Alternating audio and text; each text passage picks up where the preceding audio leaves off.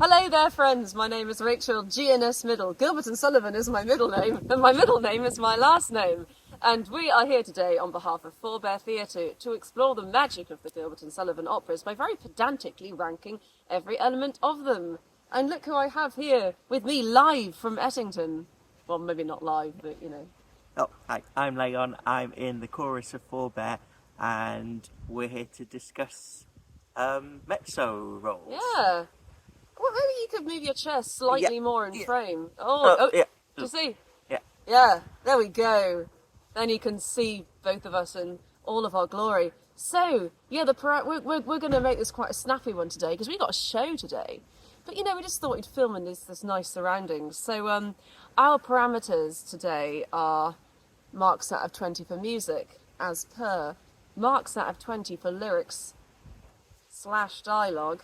Marks out of 20 for emotional, comedic, dramatic impact, whatever you want to call it. All of those things wrapped into one nice little parcel. And then finally a mark out of 10 for enjoyment. So it's quite a simple one today. I didn't bother including a narrative mark today. Do you think that was wise, Leon? I mean, I don't really think these mezzo parts typically...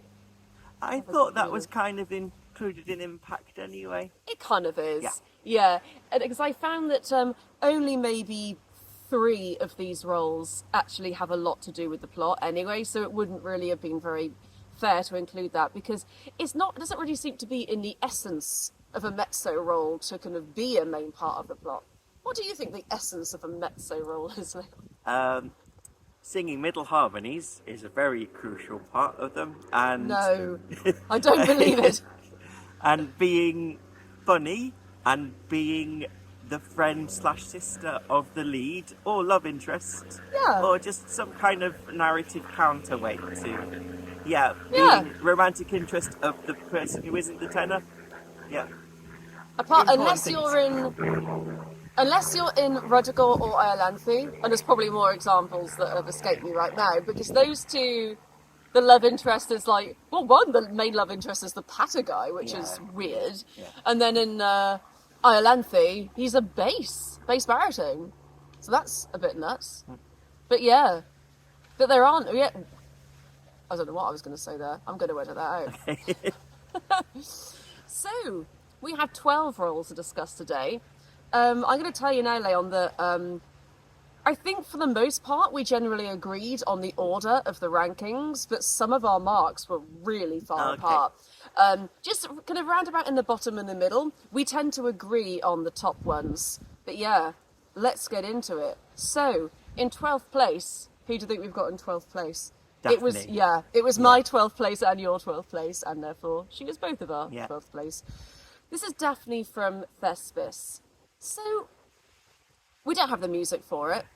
You gave her a 2 for music. Well, just because she doesn't sing she's only got 2 bits. She's that quartet, and she's got a verse of something in the Act 1 finale, and I think that's it. You know what? I think my memory might be a bit tainted by the fact that our Daphne also sang in the opening God's chorus as well. So I think in my mind I could have thought, Daphne does that as well, but maybe that's not I wasn't a set counting thing. that. That was my error. I gave her an 8 out of 20, which was you're probably right. That probably was a bit generous, but there is some fun in Daphne. Like what? Yeah, she's got that cool scene before the quartet. She gets to be very catty. You can have a bit of fun with it. I think she's catty in a very self-obsessed way, which in its way is more wholesome than Nicemus is kind of catty, because Nicemus just seems genuinely mean. Yeah, that's fair. Which is ironic, because she's called Nicemus. Yeah. But Daphne is just very full of herself, and there's something quite endearing about that. And she has twice as much back hair, or something. I'm just as pretty as... No, Nicemus says, I'm just as pretty as her, and I have twice as much back hair. No. Isn't that Sparkeion's line? I don't remember saying There's that. There's something about back hair. Yeah. There's also that stupid joke in Princess Ida where... he pulls her back hair, and it comes off. That is, like, the worst joke in all of the canon. Ooh. What do you think the worst joke in all of the canon? Mull upon it. Yeah. It might be in Pinafore. But the jokes in Pinafore are deliberately bad, so not sure. Yeah. Yeah, but I Family Pride. How do you like that, my buck? Take that joke. Oh, I'm yeah, even that's sure it is a not great. Yeah. I mean, it's not terrible, it's just a bit, it's not really laugh out loud funny. And when you're going to pronounce the end of a big funny speech like that, it's just a bit, do we laugh? Do we cry? Who knows? But, so I do think, though, that Daphne does bring the second act to life.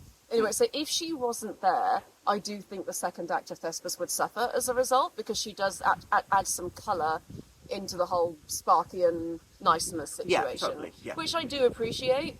And even though we don't know what the music was, I do think her verse of the little paradox trio section is actually really cool. Yes, it was more interesting than the other verses, wasn't it? I can't remember what it did, but it definitely had more to it than the other 3 verses. Yeah. And it's mainly, I mean, the thing is, we had Elizabeth Biddle playing her when we did it, who was fantastic. Like, she's doing all sorts of great things now. I don't know if she's doing much GNS anymore, but she was amazing in that part. It's certainly an example of a part that ostensibly is quite small and there's not much substance to it, but I think you can make something out of it as a performer. Definitely.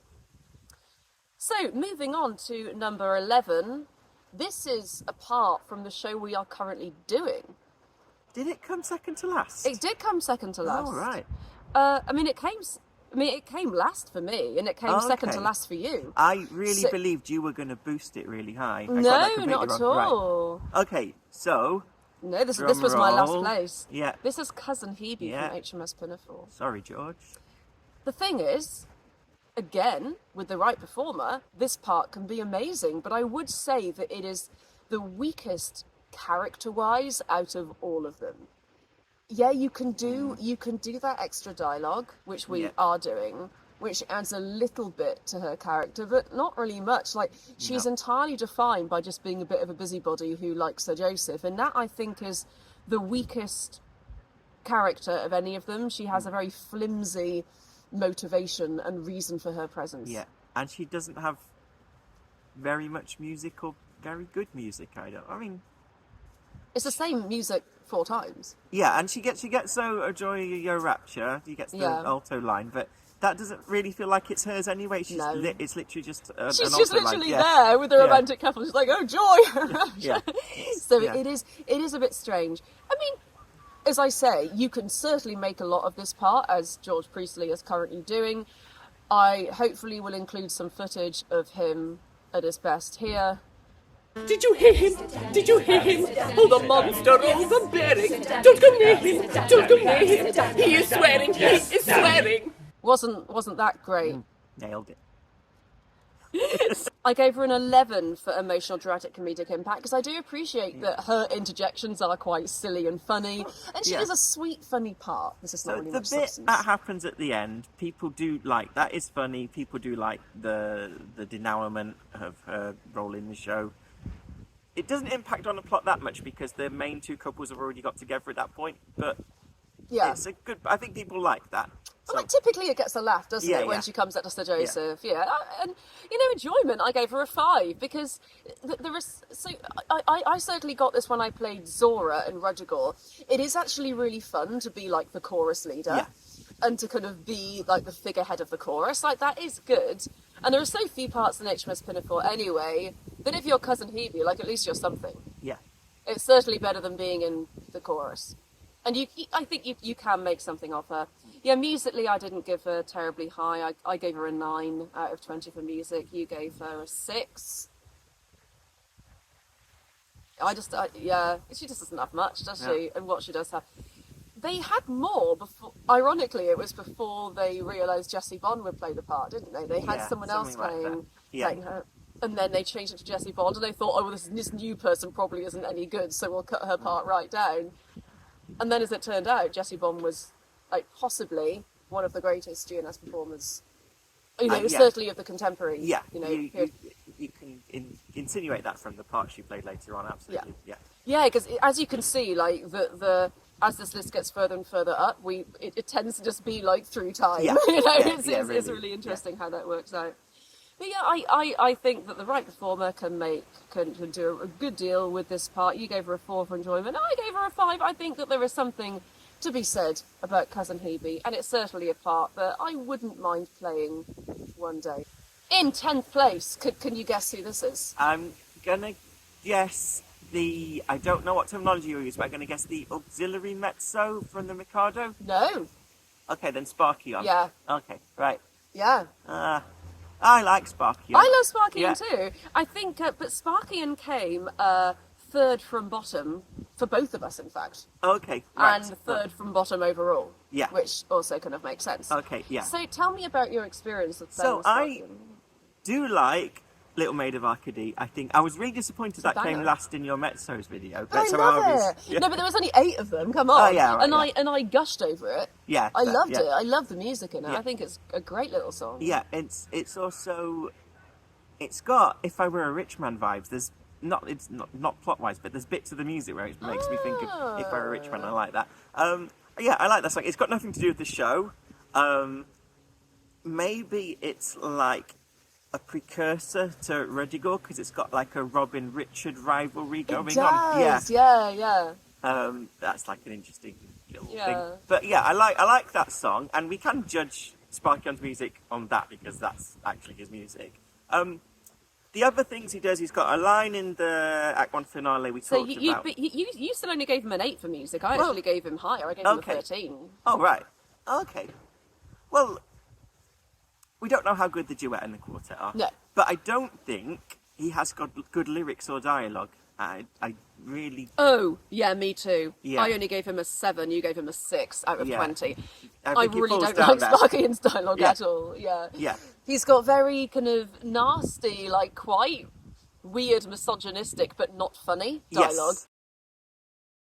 Yes. It's like it's not aged well. It's not their at all. best, like, romantic couple scene ever. Well, it's probably their worst romantic couple I scene. mean, THESPIS is a bit weird anyway, so I'm Yeah. doing this TikTok series of like counting down all the best like just moments or the best lines, and I don't think a single thing from like Sparkeion, Nicemus, Daphne made it in there. No. It was all, everything in THESPIS was all just stuff with THESPIS and Don't preposterous. know, yeah, don't Don't- know. they Yeah, are, yeah. like- Love that. Yeah, just stuff like that. So yeah, nothing from Sparkeion made it in. Does he have an emotional, dramatic, comedic impact? What Well, do you he's think? the first mortal you meet. Well, it might be Nicemus, but it's certainly one of them is the first mortal Yeah. you meet. I can't remember which. But meeting a mortal isn't actually that big a deal, is it? Because they're just people. That's true. Yeah. I wonder what it would have been like if they'd reversed the start Yeah. of THESPIS, if you'd met the mortals first And then meet the gods. and then met the Yeah, gods. that- Maybe that would have been a bit kind of punchier. I don't know, because the thing is, I do like when Climbing Over Rocky Mountain comes in. That does feel like a big boost. Yeah. Yeah, But the that's first partly bit of because THESPIS the was a bit odd. duet before it is... Oh my god. Yeah. That's probably the worst duet in Gilbert and Sullivan. It was certainly my worst duet, but it is a technicality because we don't have the music. Yeah. But it's just that the lines are so the lines are so romantic, but it's not at all earned. Yeah. No. And Could not be endless. Yeah, it's all. They just come on and start talking, don't they? They come on and they have like a nasty A argument. really and then argument, they sing and a then love sing song. a love song. Well, Yeah. it's kind of a love song, but actually the lyrics aren't very nice in it. Some of the lyrics are quite I can't pushy. remember them. Yeah, nor can I now. Yeah. Even though I ranked it quite recently, I actually can't remember what they were. Well, it's actually, to be fair, it was back in December, so it wasn't that Yeah. recently. But I lent my THESPIS score to someone just after I did it, and I've not seen it since. No, yeah. I gave him a 5 for enjoyment. You gave him a 6. Yeah, I did enjoy it. So, because I think being in that quartet is really good. I think that's a really great quartet. And yeah, I think that's probably all we have to say about Sparkeion, really, Yeah. isn't it? He's a great one.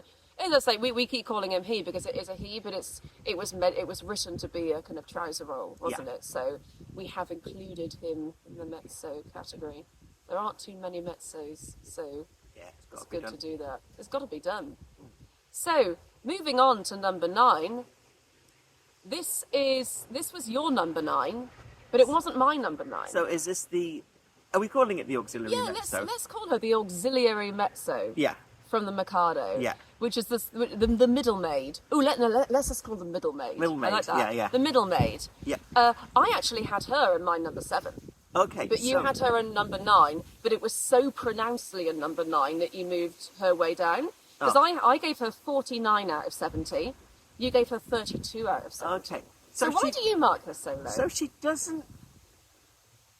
her actual solo material, there isn't very much of it. No. There's just Three Little Maids, obviously iconic. So Please You Sir, less iconic, but probably better. And then some dialogue that people love, but I don't particularly love. Okay, so I have a bugbear about how people play this part. Because they've only got like 9 lines of dialogue, they try to really milk it. So you often see something like... I don't believe it. I would never try and milk the part of the middle maid. Yeah, so people often do this thing where they go, it is indeed to be envied who has attained happiness in all but perfection. And it's cringe. That is the point. Yeah. I think the way I would emphasise the but maybe, but just slightly more subtly, in all but perfection. But I would, I never will play the role, but I would say it's something like... Never say never. She is indeed to be envied who has attained happiness in all but perfection. And then the soprano lead could be like, in all but perfection. And that's actually quite cool. So then the soprano she actually takes a different meaning from what she says. And it's not... Because certainly when I played her, I tried to make it like she was very stupid and actually really genuinely didn't understand what she was saying. Yeah. Because I find it a bit weird when she's played like mean. Because why on earth is she being mean to her best friend? Like, what does she have to gain? Why is she finding the situation amusing? Yeah. I think it's more accurate that she just keeps dropping these clangers and doesn't understand what she's saying. Cut short, you know? Yeah. Also, like, when she's played mean, it doesn't make sense that she bursts into tears about... Exactly, yeah. So I actually think I would remove that. If you are going to play her mean, I would remove that stage direction and have her just say, it's quite true, you know, you are to be beheaded. And just stay matter of fact and not burst into tears. That's what I would do. Maybe I do want to play her. But I mean, again, I think I don't know if I'd make this choice again, but I know I played her like, it's quite true, you know, you are to be beheaded, as if he genuinely didn't know. Yeah. You know, so she's not trying to be mean. She's just really not very smart. Yeah. But you know, she is just a few sandwiches short of a picnic. So, but basically, the reason I didn't score a high because she doesn't do that much. That's all it is. Really. I think I just love her position as this person involved in the action, kind of on the periphery, that doesn't really seem to have any stakes with the action, but nevertheless still just has some lines and has some opinions. Yeah. And there's something very funny about that to me. There's something really funny about the fact that she just hangs around and is just there and having these opinions. And at that rate, this interview has already lasted 4 hours and 3/4. There are so many ways you can play that line. So this is this was the first production of GNS I ever saw was my sister doing this part in Nottingham University's production of the MIKADO. And my sister just said, and at that rate, this interview has already lasted 4 hours and 3/4. And just paused, and then just walked off. Okay. I thought that was great, and that's the way I played it. So it's interesting how I first saw my sister doing it. My sister doesn't do GNS at all anymore, but I saw her do that role, and that's what introduced me to GNS. And so this role is also special to me because when I played this role in the festival, that was the first time that I think the audience and the festival noticed that I had talent, and because I played little parts before, but I don't think I particularly stood out. But I did our dialogue got applause. Okay. Well, I got applause, and I was like, "Oh my god, they like me!" I felt very validated. I really liked playing that part. So yeah, this role is really special for me. I gave her an 8 for enjoyment. You know, I really do enjoy this part. So I think you only gave her a 5. Sorry about that. And then no, that's all right. I gave her a 14 for emotional, tragic, comedic impact, just because the comedic impact she has, I think, is so big. I think it is big in that scene, but it's one scene in a very long opera. It's true. Yeah. It's true. So probably it's fair that Leon has marked her at this stage. So yeah, she's worked out 4th from bottom. Maybe that's for the best. It probably is good. When I look at who's above her, I think it does make sense that she's in this position. So I'm happy that she ended up here. So we have another discrepancy here. Yeah. No, I lie. We are not to that one yet. Right. So number 8 was actually your number 8 and my number 9. Okay, is it Saphir? It is Lady Saphir from Patience. I love her. She's the one that has the lyric about the purple eyes, doesn't she? Deign to raise thy purple eyes. So great. And that verse she has in Doleful Train is so ridiculously dramatic. I absolutely love that. Oh, look. Oh. Tea has arrived. Thank we you. actually have an audience for this podcast. A big hand coming in. We have an audience for this. So we'll have to perform at our best. There's another member of the audience coming in a minute. Oh, there's another member of the audience coming. So we're on number 8, Lady Saphir, just for the benefit of our live audience. So let's see what we gave her for music. You gave her a 13, I gave her a 13. Right. So we are agreed about the music. Hey, how about that quintet? Yeah. The quintet's good, the sextet is good. She doesn't have a line in the opening chorus. She doesn't. But she does have that loved by a poet bit, which is just a bit... that's not really a thing that I think about. And I confess I completely forgot she's got a bit in Doleful Train. I I love that bit though. Mystic. It's not Mystic Poet. No, that's Angela, I think. What is it? Oh, so excellently wise, for a moment mortal be, deign to raise thy purple eyes from thy outdrawn poesy. 20 lovesick maidens see, each is kneeling on her knee. Those so excellently wise, for a moment mortal be, deign to raise thy purple eyes. It's so good. It's so funny. It's like this height of dramaticness. And Joanna, who is actually currently playing Josephine in this HMS Pinafore, who played Phyllis in Iolanthe, she played Lady Saphir in this production of Patience that we did in 2019. And that moment where she came forward and slowly lowered herself to her knees and just prostrated herself, is that the right word? Yes. Prostrate Yeah. herself Yeah. before Bunthorne, palms open, arms wide. It was so grand. And that she really made the most of that part. And that is, for me, like how that part is now. Yeah. And her dialogue is so good. Oh, Art, we thank thee for this boon. What did we Also, give her for? I her gave line her in the 13. sextet is lovely. Some really nice crunchy notes in her. Oh, bit in the yeah. sextet. Yeah. I think I actually prefer Angela's line slightly in the Okay. sextet. But she gets a 13 for lyrics for me. You gave her an 11 for lyrics dialogue. Emotional, dramatic, comedic impact. This is where she maybe slightly falls down for us. I gave her 12, you gave her 9. Just because she isn't really a big part of the emotional plot of Patience. But she's not a chorus principal. You know, I mean, maybe in some universes people would describe her as that, but according to my specification, she is not a chorus principal. So, spoiler alert, Celia and Layla are chorus principals, but Saphir is not. And the reason for that is because Saphir has a scene without the chorus. Okay, right. And I think that, so there is a moment where Angela and Saphir are separate from the chorus and actually make opinions before the chorus do, whereas Layla and Celia Never do that. don't ever do that. They are just part of the chorus. They are great chorus roles though, and when I rank those, I imagine Layla and Celia will probably feature Layla's got very to be near higher. the top, yeah, of that chorus. Layla's quite a list. bit better, I think. Maybe a little bit better than who's the midshipmate? Tom Tucker. Tom Tucker. Oh no, he doesn't do anything. Tom Tucker. Oh, well, exactly. Bob Beckett and Bill Bobstay. I don't remember Yeah. which is which. Yeah. But there's so many silent roles in GNS that Yeah. I'm also counting as chorus principals. But yeah. Anyway, yeah. What does she get? I mean, you gave her a 5 for enjoyment. I think I gave her a bit higher. I gave her a 6. I think that coming in for Act 2 with that amazing dialogue in that quintet, especially because it's right near the end. So when the end of the show happens, the audience, that's really fresh in the audience's memory. Does she as say well. Jolly Utter? I think she might say Jolly Utter, which is a nice little line. I think they both say Jolly Utter, don't they? Consummately utter, jolly utter. I know she says, "Oh, Art, we thank thee for Yeah, this boon." that's a good one. Yeah. And that is a good one.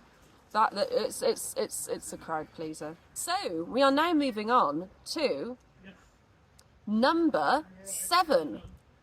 So And number we're in the 7 really good roles now, surely. Yeah, number 7 is your number 7. Okay. And my number 5. So actually, I marked this was my 5th place, but I'm actually surprised by that because I wouldn't have necessarily assumed that she would have come so high for me. But actually, I'm looking at it now. I think that is about fair. But let's see. She ended up in 7, and this is Melissa from Princess Ida. Yeah. So you gave her a very high mark for music, did you? Well, oh no, you gave her a 15. I gave her a 16. Hoity-toity. I like Woman of the Wisest Wit, and I quite like her solo in Death of the Invaders. So that's 3 out of 3 for me. The thing is, yeah, because again, I gave her a little bit higher than you. I gave her a 16. Okay. I think I was also thinking about the fact that she just gets to also sing in the Princess Ida Act 2 finale. Yeah. Which is just the best thing, and it was my favourite. It actually didn't come top. I quite like that rest that she does. Madam, Oh, yeah. That's cool. Yeah. Oh, actually, wasn't that the one where one of us in the Act 1 finales video was talking about how that is like the entrance that people just never ever do in tune. Madam! And I don't think I have ever actually heard even like an amazing mezzo sing that in a way that I'm like, they've definitely sung the notes. I think that's horrendous. Yeah, speaking of terrible entrances in the Act 1 finale, I just did. There's one we have to discuss much later up the list. Horrible entrances in the Act 1 finale. An example of Rachel GNS Middle messing up on stage, which we'll get into in a moment. And I'll include it all for our reference later. Is that going to be another top 12 list of Rachel Middle messing up on stage? Rachel Middle messing up on stage? Yeah, maybe. It doesn't happen that much, though. I very rarely make mistakes, but I made maybe like 3 in RUDDIGORE. It was interesting, but I'll tell you about each mistake I made in detail and why I made them coming up. So, yeah, anyway, about Melissa. I do think she's a really cute part. I gave her a 13 for... Oh, no, you gave her a 13 for lyrics and dialogue. I gave her a 14. So I think we're roughly in agreement about the kind of presence she has in this opera. How about impact? I gave her a 14. No, that's not right. I gave her... No, I did give her a 14, and you gave her a 10. Oh, sorry about that. That's why she came a little bit further down. Because I felt that, in some ways, hers and Florian's story is like the heart of the opera. I never thought... I do like that little scene. It's great. And I like her last lines, actually, where Ida says, and will we see you at the...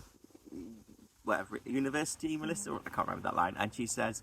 Madam, however Florian turns out, I answer unhesitatingly, no. And yeah, I love that. Yeah. That is so sweet because it really shows that it's not that she realises that feminism is wrong, it's just that she realises that she just has a whole world to see. Yeah. And she doesn't want to be trapped and she wants to... she just wants to be free, and I love that. It's not about Florian, it's not about him and her love for him. So she isn't just placing her blind trust in a single man. She has just realised that, no, this world isn't for me. Yeah. And it really differentiates her from Psyche as well in a decent way. I like that. Yeah, because Psyche is, if Cyril doesn't behave himself, it's like, why do straight couples hate each other? It's really annoying. I hate straight people. Enjoyment. I gave her you gave her a 6 for enjoyment. I gave her a 7. I think, I've never played Melissa, but I think I would get a kick out of it. I think she's a really fun part. As you say, she gets to be in that amazing quintet, which came very high on my Quintets Plus video. I think it came like 5th or something. It's a great little quintet. So the reason I just didn't... When you're comparing... roles to roles where they really do a really large amount, which are the ones we're coming later. Yeah.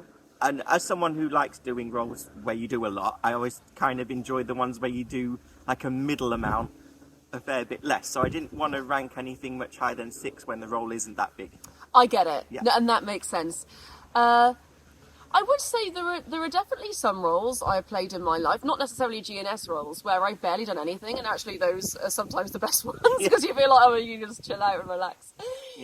When you're actually doing professional work, I think it's sort of almost the opposite is true, because you want to relax and you want loads of time off stage. Like the best thing ever, when I played Viola in Twelfth Night, and that was for a professional company, and the tour was 8-9 months long. I only had a single costume. I had a single costume change right at the start of the show. And then that was it. I was in one costume for the rest of the show. And usually in these Shakespeare shows, I'm playing multiple parts and I have to change costumes between 10 and 20 times, depending on the show. And it's exhausting. And actually that was how I could have made my back injury worse in one of my shows, by constantly having to bend over to change my shoes. But just being in one costume and not being on stage that much is absolute luxury on a long tour. Isn't Viola the biggest role in 12th Night? She is, but the thing is, she's gone for so many big clown scenes. Oh, I didn't know that. So, I could just do a whole workout in this, in the 20-minute kitchen scene. Then there was the MOAI scene, which she's not in. So it was really lovely to kind of just have a show where I really felt like I was playing a character and coming off, and I could just relax. And I think there was even some shows that I was cooking in, because we had a hot plate and we were making food for the journey, and I would just cook during the show, come on, say a line, go back and stir. So I think that certainly in a professional world, I actually get most enjoyment from parts when I'm not on stage, loads. But yeah, I know what you mean. When you're in an amateur show and you've done loads of work for maybe just 1, 2 or 3 shows, you really want to feel like you're in it a lot.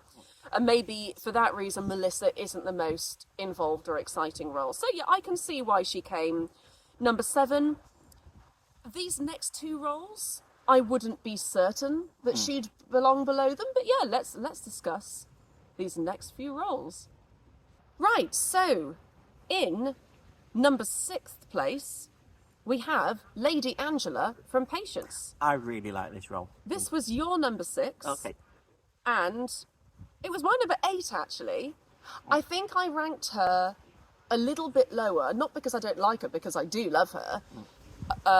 I marked her a little bit lower because of what you were saying about Melissa. I felt like her character and her wants and needs aren't really very deep, and she isn't really the heart of the show in any way. She's just a fun side comic character that does fun things. You see, Long Years Ago is one of my favourite bits of music from Patience. Really? Yeah, really like that. Yeah.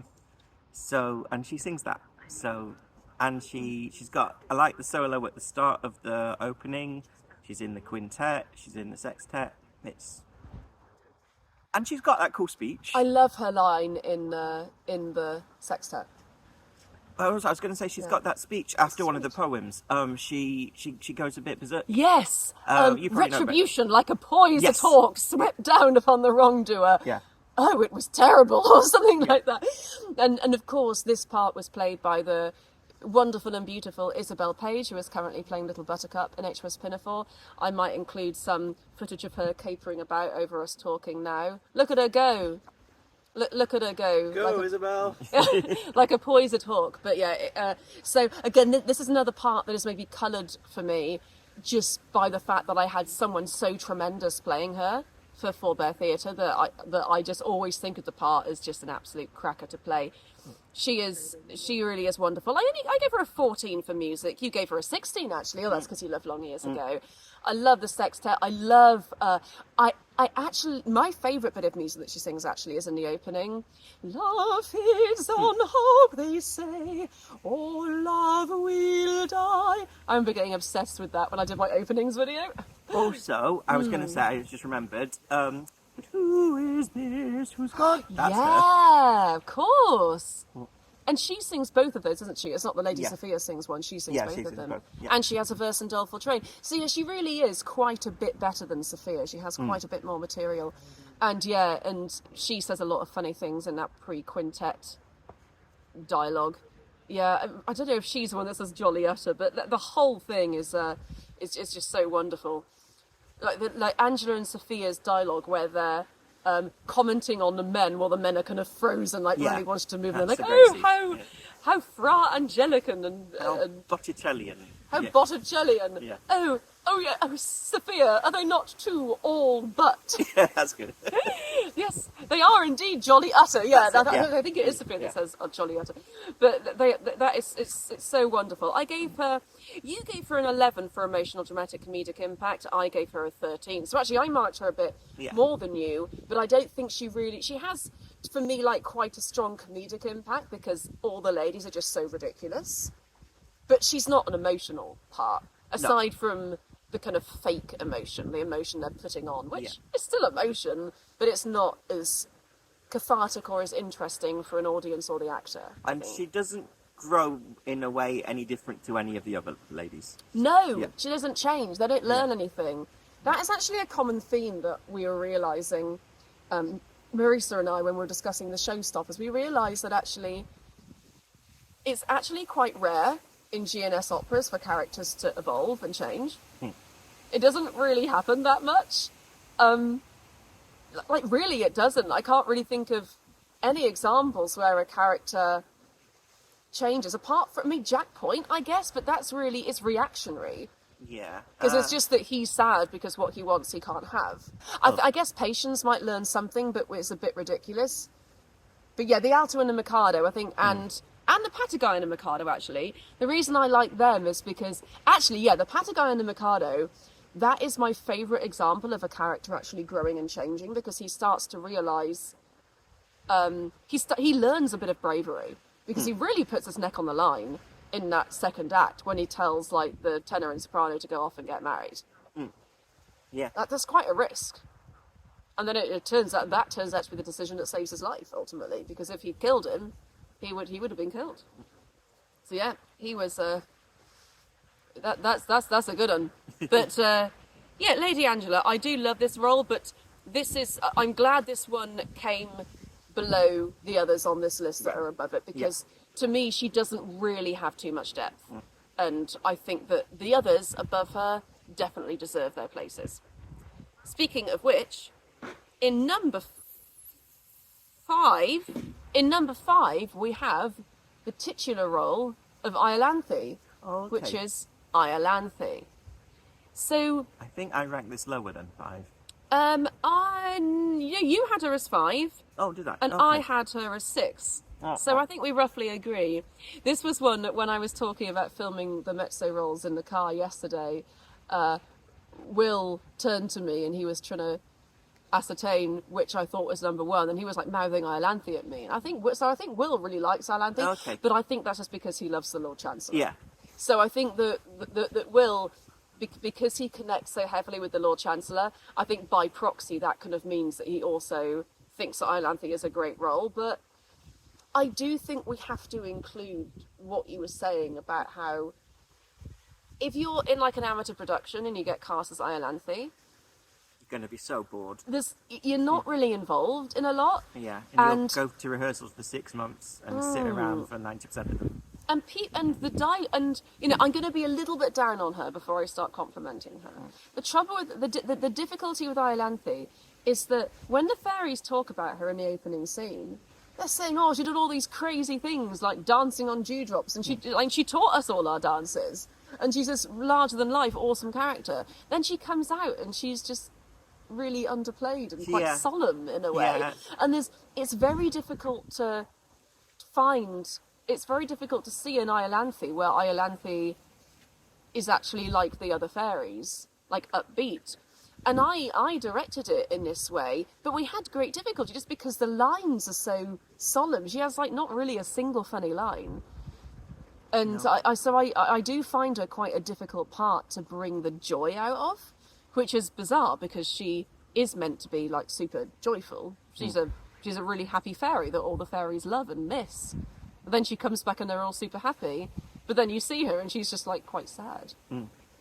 It's she's just got this dark cloud over her. It's like how some people play Elsie really sad. Yeah. Do you know what I mean? If Elsie comes on stage, it's let us sing them the farce of the merry man and his maid.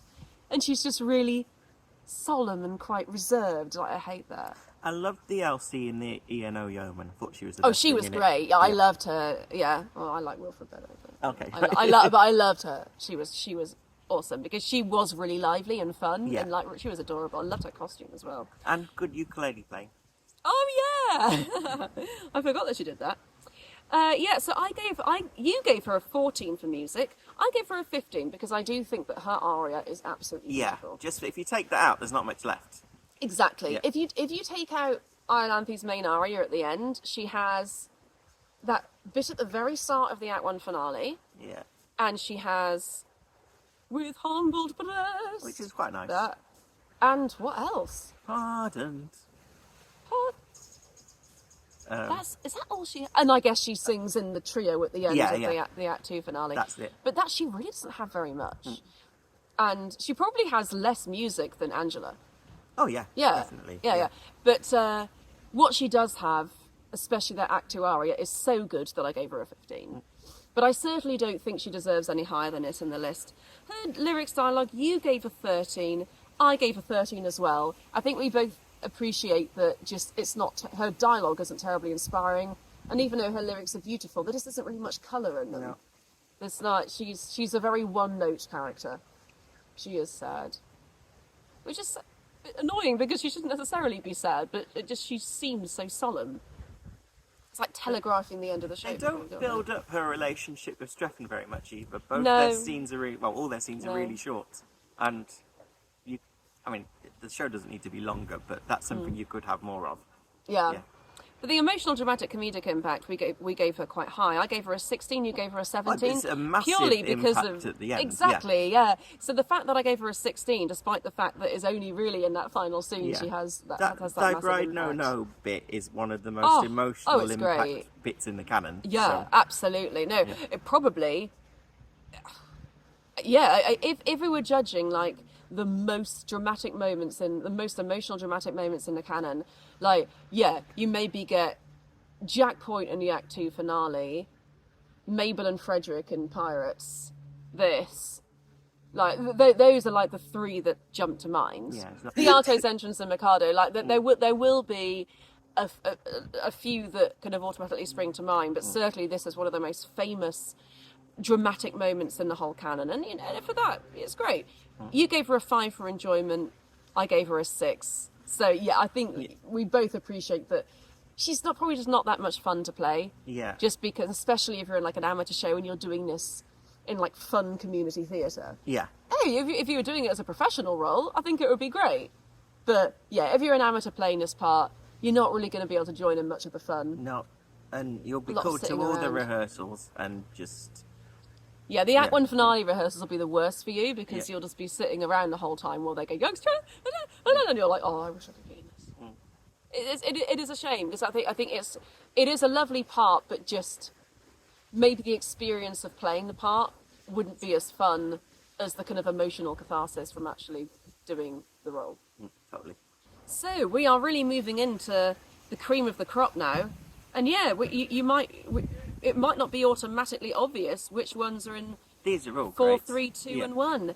I will tell you though that my 4th place and your 4th place, and therefore the overall 4th place, is actually all the same. It's all the same one. Who do you think it is? I think it is the bottom maid. The bottom maid from the MIKADO. Yeah. That is exactly right.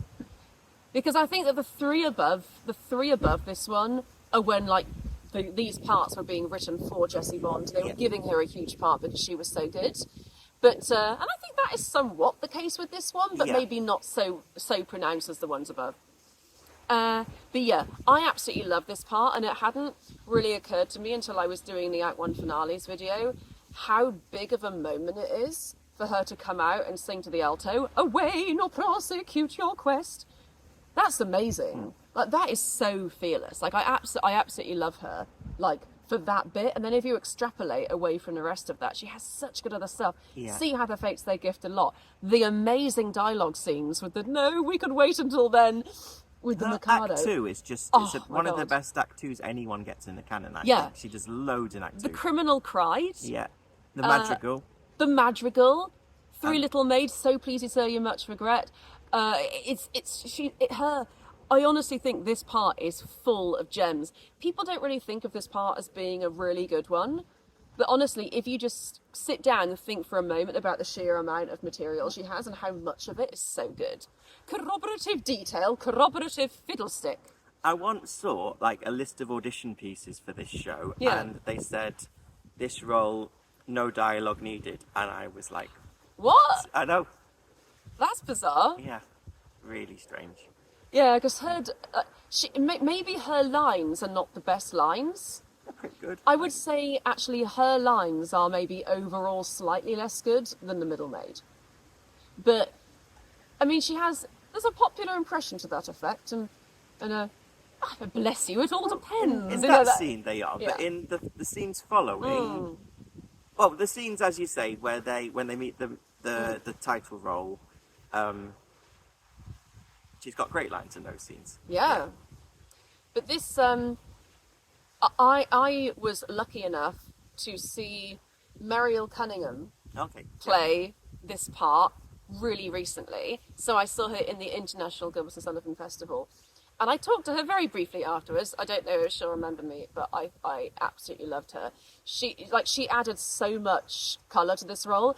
And in that scene where, you know, the soprano's crying, she's like, bless you, it all depends. And she really found a lot of colour that wasn't just going, bless you, it all depends. You know, because how some people just make the maids, like, they do a really high-pitched voice and make them really, like, grating and unlikable. Like, she really found, like, a really good balance in that role, and her movement was just excellent, and she was so funny in A Criminal Cried. So I've come from seeing, like, a really good person playing this part as well, but I absolutely love this role. Emotional, dramatic, comedic impact. I gave her a 17. So I gave her a 16. You gave her a 17. Okay. Yeah, because I think she is funny. Yeah. And then that moment in the Act 1 finale, it's just, she is the one that turns the tide. Like, who knows what would have happened if she hadn't come forward and said this? Like, she really affects the narrative there. She was the only one in the room brave enough to do that. And which is amazing. Everything that happens in Act 2 is not driven by her, but she's deeply involved in it all. Yeah. And it's not really, what's funny is, it's not really necessarily clear why she's involved. No. It's just because she comes forward to sing in A Criminal Cried. So it's almost like her vanity is her downfall, because she sees an opportunity to embellish the incident, to make herself think, oh, well, you know, I was so beautiful that I calmed him. And because she did that, she actually gets herself in trouble, which is quite funny. I have heard it done where they combine this role with the auxiliary baritone. So she comes on with the main baritone to sing I Am So Proud. So that's why she's involved in Act 2. Oh, okay. That's the way of doing it. Oh, but, interesting. Yeah. Ooh, I don't know. I mean, I don't really quite see why, but hey, why not? I am such a proponent for, like, having characters on stage when they're not usually on stage. Like, I would imagine that if I'm going to be directing MIKADO at some point, I would love to involve the middle maid way more than she actually is. I would love to just have her. And I think you can divide this role up a bit between. There are things that you from this role you could give to the middle maid and it wouldn't affect it. It would just even it out a bit. Yeah, because I actually, when I directed the MIKADO, I think I actually already talked about this. It was only a concert production. It wasn't a big deal, really. It was right here where we are currently filming. But our tenor didn't really have time to learn, like, everything because he was doing another job. So we just decided quite early on, you know what, just don't learn the madrigal. Because actually that was, like, one of the hardest pieces for him in the whole thing. So we said, don't learn the madrigal, because the guy playing the auxiliary baritone, he already knew it, and he, you know, is quite a flexible voice, so he could sing tenor. And then I thought, well, hey, why don't I give, because I was playing the soprano, I was like, oh, why don't I give the middle maid the top line in the madrigal? And that meant that me and the tenor were just kind of sitting there, like, really, really sad, and they were kind of trying to rouse us with the madrigal. And I thought that was a lovely touch, and it gave her a little bit more to do. It made her feel a bit more involved. And I think that is a decision that I may make again. I don't know. I thought that worked pretty well, but obviously it would depend on who's playing the auxiliary baritone, if he can actually make those notes. Or she. I don't know. I've actually come to realise there are so many women, or, you know, female identifying people I know who can sing tenor and even baritone sometimes. So maybe just not projected quite as well. as like a male identifying person would do that, but still, we can go pretty low. I mean, it's so difficult, the idea of having like an all-female production of anything though, isn't it? Because you can't really get a female bass. But maybe there's a way of rearranging music so it wouldn't sound, so you wouldn't lose it. Maybe one day. Anyway, I absolutely love this character. She is definitely on my list to play. I did kind of play her once, but it was only in a concert, so we weren't directed, we just like improvised it. So I had fun, but I didn't really get to kind of get into the character or realise how good she was. But yeah, love this one. Enjoyment. Did I give this 10? You gave her a 9, I gave her an 8. Okay. Yeah. Maybe I could have given her anything higher, but yeah. Yeah, I would. We like this one. I can imagine if I was a mezzo, this would be top of my list of roles to play. So we are moving on to the top 3, and I think there is no surprise that this is the top 3, and there was quite a big gap. So just for context, the bottom Maid got 112 points out of 140, and this next one gets 122 points. Okay, so they're dropping hardly any marks now, aren't we? Yeah. And this, and because these 3 parts are like the later ones, that like post MIKADO but pre-Utopia Limited, which has no mezzos in it. So this is Tessa from the Gondoliers. Okay, yeah.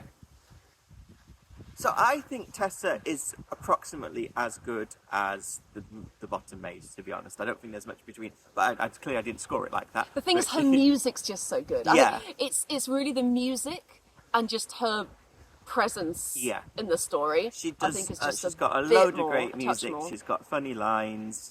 She's important to the plot, and it's just loads of great songs. Yeah, it is just the sheer amount of material that she has, which is so good. I mean, thank you, gallant gondolieri. She gets to be in a whole opening section as a chorus member and come out of it, which is awesome. She then gets When the Merry Maiden Marries, which I happen to love because you can make it stupidly dramatic and funny. And I might even try and include a clip of that here. When the merry maiden marries, sorrow goes and pleasure tarries. Every sound becomes a song. All is right and nothing's wrong. From today and ever after, let your tears be tears of laughter. Every sigh that finds a vent be a sigh of sweet content. When you marry, merry maiden, then the air with love is laden. Every flower is a rose, every goose becomes a swan. Every kind of trouble goes where the last year's snows have gone. Sunlight takes the place of shade. When you marry, merry maid, when the merry rise, every sound becomes a song. All is right and nothing's wrong.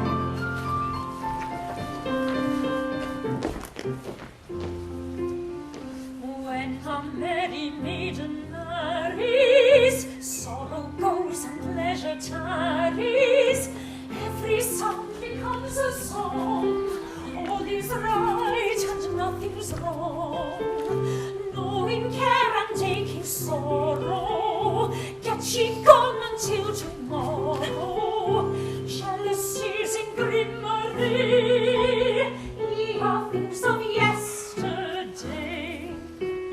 When you marry, merry maiden, then the air with joy is laden. All the corners of the earth ring with music sweetly played. Worry is melodious mirth, grief is joy in masquerade. Summer night is loving day, all the night is merry.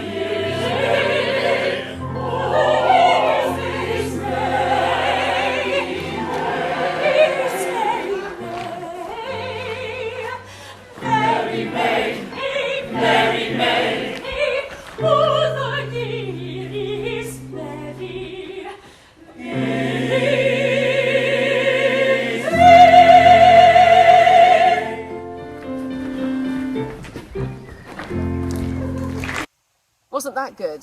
Wasn't the snow good? Oh, and the swans. The swans. It looks lovely. And this is Emma Retty, by the way, who you may have remembered from my alto arias video. Yes. She did that one with me. But yeah, isn't she great? That was her forebear debut, and hopefully not her... What's like the opposite of debut? Testimonial. Is it? Is that... Uh, I don't know. Debut, her... something... I just wondered if it would be her swan song. And a swan! Every goose becomes a swan. Yeah. But, so I think that this aria, you can make a lot out of it. And then, okay, regular Royal Queen... Come Let's Away, like one of my favourite bits of music in the canon, I know, which I was gushing over in the quartets video, which was you lay your head upon a bed and set aside. You will not sing of anything to anyone. You sit and mope all day or often shed a tear. It's just beautiful. How does somebody's brain come up with that music? It is so gorgeous. I absolutely love that. And then... Here we are at the risk of our lives. That's good. After sailing from this island, I always forget. To. Yeah. And then contemplative fashion. Contemplative fashion. Here's a case in precedent. I mean, come on. This part, she is so good. I gave her a 20 for music. Okay, what did I give you? You gave her a 19. All right. Yeah. This was my 20. Yeah. So she was my musical 20. But lyrics and dialogue, that was why she came number 3 for me, because I gave her a 16 still. You gave her a 17. But apart from that amazing speech she has about Jacopo and his boat, I don't think her dialogue is like amazing. I think she's consistently funnier than Gianetta. Yes, absolutely. Like 100% agreed, yeah. Oh, they've often been convicted and stuff. Because actually, if we think about it, Gianetta came, I think, 10th in my soprano characters. I mean, I made that one. That was the first one I made. So my parameters may have been dodgy. But no, I think that I put her in the right place. So I think she came just after Mabel. Okay. I think it went Casilda, Mabel, Gianetta. So I think Tessa's that quite was a right. bit better than Gianetta. But Tessa, I do think is quite a bit better. And it's just, I often find that like the mezzo lines and ensembles are just a bit more interesting anyway. Like that's why I love playing Phoebe, but we'll talk about that in a moment. We will. So emotional, dramatic, comedic impact. Yeah, again, I gave her a 16. You gave her a 16. She is very much in love, and it is very sweet. And as Will says, the music makes it important, even if we don't really learn too much about her specifically. But, you know, still, we don't really know exactly who she is. She's not a very well-defined character. But yeah, that speech she does. They have no one to darn their socks. At least I hope they haven't. So there's a lot of funny things that she has. And, Mount Vesuvius, here we are in arithmetic. I say that in real life and people just think I'm being weird. But they should never think you're being weird. The thing is, all GNS quotes should just be a thing that everyone talks about. It shouldn't just be like the cult. We should all talk about it in everyday lives. Because I find myself just doing that at work when no one knows any GNS. And yeah, people just look at me and I'm like, oh, it's just GNS you can't do that. Fine. If you just said I would if I could, but I'm not. Imagine. Yeah. But enjoyment, you know, I think we both gave her a 9 for enjoyment because she's just in so much and everything she's in is brilliant. So I think we both really, really liked Tessa. It's just, for me, she came 3rd place rather than like 2nd or 1st, just because the parts above her are just truly magical in like a deeper character way. And Iolanthe, I think, is way deeper than Tessa, but she doesn't have as much of the fun. But the top 2 parts, which did come pretty close. I can't predict which it would be. Well, let's see. Yeah, I knew these would be the top 2, but I don't know the order. Yeah. So these are the top 2. But, well, this one. So number 2 has 128 out of 140. And number 1 has 134. So they were 6 marks apart in total. Both our number 2s were the same. Our number 2 and our number 1s were the same. So, yeah, in 2nd place, which I don't think I would have predicted this a month ago. Yeah. I think I would have thought that this would have been number 1. But actually, I'm now convinced that this is number 2. Okay. And this one is Mad Margaret. Right, yeah. So Mad Margaret from RUDDIGORE one of the most loved parts in GNS. Let's talk about why she's amazing. You gave her a 17 for music. I also gave her a 17 for music. I love her aria. Yeah. But I mean, the Patter Trio isn't like the best music to sing. Abandoned Person isn't the best music to sing. It's wonderful for character. But I mean, I don't know. That's all she has. That's, and that She nice actually bit in doesn't the have act much. one. Yeah. Oh my God, let's talk about that for a moment. Okay. So is that the dodgy entrance? Yeah, okay, so I'm just going to show you this. I don't think the festival will mind me showing you a really short clip of it, but just have a look at this entrance. Have I misread you? Oh, child of you, but you are me. Look, I'm showing this to you because I'm just saying that, like me, Rachel GNS Middle, I don't make mistakes like that. As it turns out, what you can hear that the strings came in like double speed, but then the rest of the orchestra came in not, and I should have kept going, and that was my mistake. Because the thing is, I couldn't hear. All I could hear was that there was something wrong, and my automatic response was just to stop. Because I couldn't hear the orchestra. I didn't know where I was. Yeah. So I had to just stop singing because I was like, I don't know. Am I rushing? Am I dragging? I didn't know what happened. But it was an orchestra error. But I just panicked and stopped singing. But the thing is, the orchestra fixed itself. So if I just continued singing, it would have turned out okay. Yeah. But sadly, I've just got it ingrained in me that if I hear that I might be out, I just stop. And that was annoying, and I shouldn't have stopped. But as you can hear, you can hear why I stopped, but I shouldn't have done. So that needs to be something that I now work on to don't stop, just trust that it'll be fixed. But yeah, that is a horrible entrance because it always happens from the back. Yeah. It's a horrible entrance for the conductor and for the instruments because it also went wrong in the dress rehearsal. Like the same thing went wrong.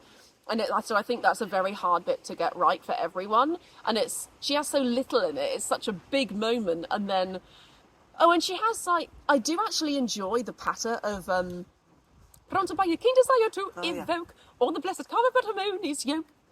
And I will say that I was expecting this part to be my number one. Because I was tremendously sad not to play this part in March in Wilton's because I was really close to getting that part. It was between me and one other person and I didn't get that, and that would have just been my everything, and I was just so excited at the thought of potentially playing a GNS character professionally and actually being cast in it, because usually I just cover Mabels when they're ill. That's happened to me twice, but I was so excited about the possibility of doing something like that, or just being in the show in general. But this was the part I got close to getting, and I think as a result of that, and then knowing that I was going to play the part in August, I kind of mythologized this part and made it into this utter amazing dream role. And the aria and the recit is the best thing ever, I think. And the dialogue afterwards. Exactly, that recit aria and that following dialogue is probably my favourite 10-minute section to perform in the canon. Julia's Shayna, that dialogue and that following aria is also great. I can't decide between those two, but hey, that moment is up there. But honestly, the rest of it, I actually found that, I mean, I still think that I did a good job in the rest of the show, and I was quite funny, but it very much depends on what the people around you are doing. And when you have a limited rehearsal time, which we didn't really kind of have a chance to properly run those Act 2 scenes and get them really, really tight. And so I think that as a result of that, I maybe wasn't as good as I could have been. And so I definitely want to do the part again. But I did find there was a lot of sitting around in rehearsals. Oh, yeah. Basically, I maybe in this 8-day rehearsal period, I was maybe actively on stage rehearsing for 2 hours. In the whole 8 days. Oh, God. Honestly, it really wasn't much. Maybe a bit more than 2 hours. Maybe I'm being a bit under-exaggeratory.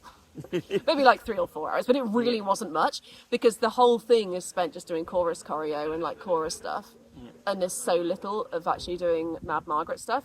But hey, that aria though, I mean, I gave her a 20 for lyrics dialogue, and I for think I emotional, did as dramatic, well. comedic impact. You gave her a 20 and a 19. So we both marked her really highly then. You only gave her a 7 for enjoyment. I gave her an 8. For but what yeah. you just said about being set around in rehearsals the whole time, I imagined. Yeah. Yeah. But hey, that scene, that dialogue scene with Rose is an absolute gift. And I had such a ball doing that in the festival. It was amazing. And actually, interestingly, I found some things I didn't realise were funny, the audience loved, and some things I thought were hilarious, the audience didn't really respond to. So, I'm still learning, and I'm still learning what these audiences seem to find funny. But yeah, What did you was do great. for Italian glance? He gave me an Italian glance, thus, Cool. and made me his. He will give her an Italian glance and make her his, but it will not be for a stamp on her stamp on her stamp. I think it's shall. I think I did. I realised I was saying will instead of shall, and I checked my text on the day of the show, so I think I did say shall in a performance. I get little bits of dialogue wrong all the time. Do you know the other mistake I made that was hilarious? I made a really, really funny mistake. So I have never in my life made this mistake, because I've been singing this duet for 20 years. Yeah. I know I once was a very abandoned person, like the back of my hand. I know that duet so well. But, okay, we'd just done the first little dance, and I suddenly, in that interlude before the second verse, I suddenly just got really in my head, and I was like, I thought the lyric was, I once was a very abandoned person. So I was like, I once was an exceedingly odd, and I was like, but that's not going to fit. That's not going to fit. Is it not exceedingly? Is it not exceedingly? And I got really confused, and I went, I once was exceedingly odd young lady. And then I realised, Rachel, you're such an idiot, because it's, I was once an exceedingly odd young lady, which I'd done, because I went, I once was exceedingly odd, but the lyric is actually, I was once an exceedingly odd. So it's before the downbeat. But suddenly, in those few seconds before that came in, I just freaked out and just forgot. I sang it all mixed up, but I got it out and it was fine. But it was just, I might show you that clip now. That is one of our blameless dances. I once was exceedingly odd young lady. It's just so silly because I've sung that duet 100 times. It's just the funniest things happen when you're just in your head. But yeah, that's just what happens at a limited rehearsal time. It was just, I was a little bit nervous about that second act stuff. I found that we just didn't really have time to rehearse it much. But I had a good first time with Mad Margaret, and 10 out of 10 would play again. But as I've come to realise, she is not my favourite mezzo role, because I've played number 1 and I enjoyed it quite a bit better. So I think this role has absolutely everything. Just emotion, comedy, great music, great funny dialogue. I actually gave her 1 less. I only gave her a 19 for music. But okay. What did I give her? I think you gave her a 20. Okay, yeah. No, so and this character is Phoebe from the Yeomen of the Guard. Yeah. What a treat! I made an observation recently. Oh yes. GNS people call their daughters Phoebe and their dogs and cats Mabel. They do. Did they? Because I know that one of the festival children is called Phoebe, and a very good soprano she is. And as one well. of the 4 babies is called Phoebe. What? Oh, Helen's. Yeah. Yeah, of course. yeah. So we've coined a term for babies, which is babies had by 4 Bear Theatre Company members, and there are now 4 babies, and one of them is called Phoebe. Yeah. So no, but Phoebe is a wonderful name. It's one of those names that it's just a nice name, regardless of being anything to do with GNS. Yeah. I'm sure there's an example of I called somebody or something Tessa, and everyone thought that was a GNS name, but I'm like, no, actually I just love the name Tessa completely independently of GNS. I don't think I will have children, but if I did, I would call a child Tessa, but it would be nothing to do with Gilbert and Sullivan. It's actually because I had these books when I was little called Puddle Lane. Do you remember those books? Vaguely. Yeah. It was like children's books about a series of people that live on this street called Puddle Lane, and there's a lovely little grey cat called Tessa, and Tessa was the magician's cat, And there's a story where she is like trying to get these sugared white mice out of this jar, and that just enchanted me as a child. And I've just always loved the name Tessa, and so my love of the name Tessa has nothing to do with GNS. But anyway, Phoebe is also one of these names that is just like a lovely name, and I would totally call something Phoebe.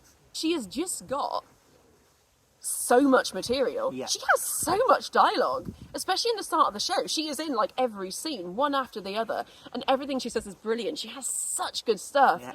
But this wicked tower, like some cruel giant in a fairy tale, must be fed with blood, and that blood must be the best and the bravest in England, or it isn't good enough for the old blunderbore. Ugh. Phoebe's lines, and I could play Phoebe like with 5 minutes notice at any time, because all her lines are just completely ingrained. I absolutely love Phoebe's dialogue. Would you use a spinning wheel? Yeah, this was a big controversial thing. It's the idea that not having a spinning wheel for Phoebe is somehow wacky and controversial. Because the thing is, it does say in the stage directions, Phoebe is found spinning. But, like, it could just as easily be, like, Phoebe is just doing this.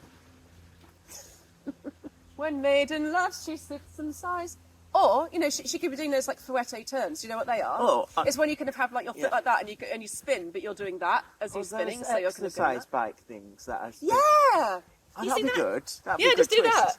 But the thing is, it's just this idea that somebody literally complained, or not like complained, but like they said on Facebook, like, oh, the direction of these operas are being taken in is so kind of wacky and crazy. There was no spinning wheel. Like, I mean, I didn't see this one, but I'm sure Muriel did an excellent job, despite there being no spinning wheel. Just like you don't... Sometimes giving actors props because it, like, actually says that you don't trust them. Like, just let people find things and do things. You know, I think I had one when we did it, but that's just because we had so few props on stage that I was like, oh, we need something there. But like, honestly, it's not important. This song has nothing to do with the spinning wheel, but it's a good one. But I mean, Where Are They, Bride? Yeah, that's is just such a cracker, and I absolutely love the trio and the quartet. Yeah. That come in Act 2. They're amazing. You know something the Merrill about... family trio is good as well. Yes, Alas I Waver. Yeah. And her material at the start, like everything that happens from Leonard, I beg your pardon, don't you know me? I'm little Phoebe. That's too high. I'm little Phoebe. Maybe it's not. But that is one of the most brilliant sections. Those strings going like that. It can't be Phoebe, surely. Yes, it's Phoebe. There's so many people say Phoebe, and I think we think probably that the only reason she's called Phoebe is because it rhymes with she-be. Yeah. Who the deuce may she be? I wonder if Gilbert came up with the names first, or if he came up with rhymes and then made up the names at the end. I've often wondered that about Mabel. But I am not able. Yeah. Is that because it rhymes with Abel, or because you wanted to go just but they be like that? Or... It's Phoebe. Look, we got Phoebe. Because what's in a name? Rhymes. That's what's in names. So, but yeah, Phoebe is just tremendous. She's the only one I gave a 10 out of 10 to for enjoyment, same as you. Emotional dramatic impact, I gave her a 18 and you gave her a 19. I recognise that maybe because she is not maybe as important emotionally as the whole Elsie Jack Point situation, that maybe she loses like a couple of marks there for me.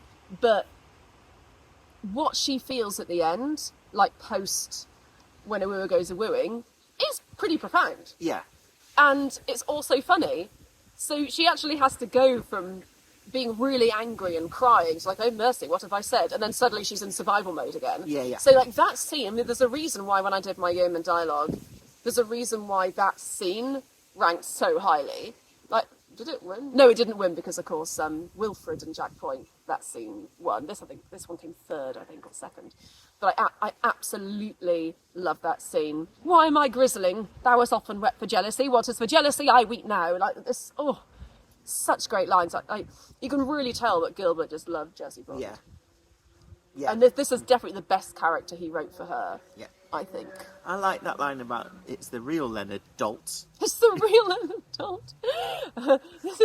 Or when she just says, like, this is my brother. And you're like, another brother. Yeah. Oh, God. It's just, that whole scene is just absolutely epic. Yeah, I think that, so Phoebe for me is definitely one of my absolute favourite characters in the canon. If we're thinking about, thinking ahead to, like, when we mix all the parts together and make one long list, I don't think she's quite as good as the Patagai and MIKADO, but... She's top 5, isn't she? Yeah. I mean, I feel like Mad Margaret also might be, like, top 5. Like, really, really high. Because, you know, you get, like, Jack Point, the Patagai and the MIKADO, Lord Chancellor. But you know what? I don't think there's any... Patamen and mezzos. The thing is, the Patagais probably are going to be, like, really high. Ludwig as well, he came top. And the Alto and the MIKADO, you see, the MIKADO is really cleaning up. Actually, the MIKADO is going to be pretty high in a lot of these categories. Now, anyway, that was our Mezzo roles video. How long did that take to do? Wow, that took 1 hour and 15 minutes. That's one of my quickest videos yet. Let's see what that goes down to in the edit. But thank you very much, Leon, for taking an hour and a half out of our show day to film in this beautiful patch of green. Mezzo rolls. You've been amazing. I've been amazing. Subscribe to our channel. And we will have more DVDs for you. We've still got quite a few Gondoliers DVDs to sell. Oh, right. And we're going to have HMS PINAFORE DVDs. Yeah, sure. And to be filming that now, aren't we? We're going to be filming that in a few hours' time. We're also going to be doing some more TikTok content, so keep a lookout for that, and we'll see you for the next one.